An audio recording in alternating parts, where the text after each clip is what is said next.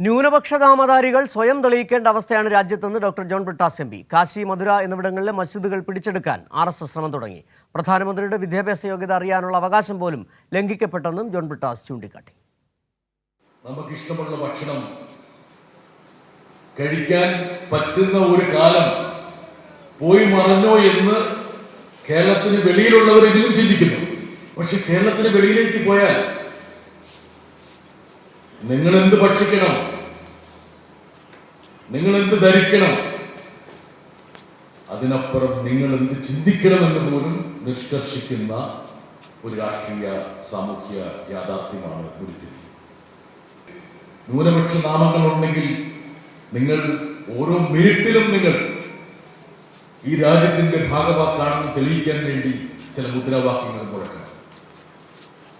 ഭാരത് മാതാ കി ജയ് എന്ന് വിളിച്ചില്ലെങ്കിൽ അവന് ദേശസ്നേഹമില്ല എന്ന് കൽപ്പിക്കപ്പെടുന്ന ഒരു സാമൂഹിക യാഥാർത്ഥ്യം കൂടിയാണ് നമ്മൾ കടന്നത്. കാശിയിലെയും മധുരയിലെയും ക്ഷേത്രങ്ങൾ വീണ്ടെടുക്കാൻ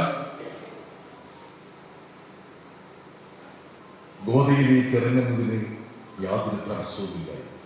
തിരിച്ചു വെച്ചത് അതിന് മറുഭാഷയുണ്ടാണ്. വാരണാസിയിലെയും മധുരയിലെയും മുസ്ലിം പള്ളികൾ തകർക്കപ്പെടണമെന്നുള്ള ആ തീരുമാനത്തിന് വേണ്ടി RSS പ്രവർത്തകർ രംഗത്തിറങ്ങണമെന്നാണ് ആ പ്രസ്താവനയുടെ മറുവശം.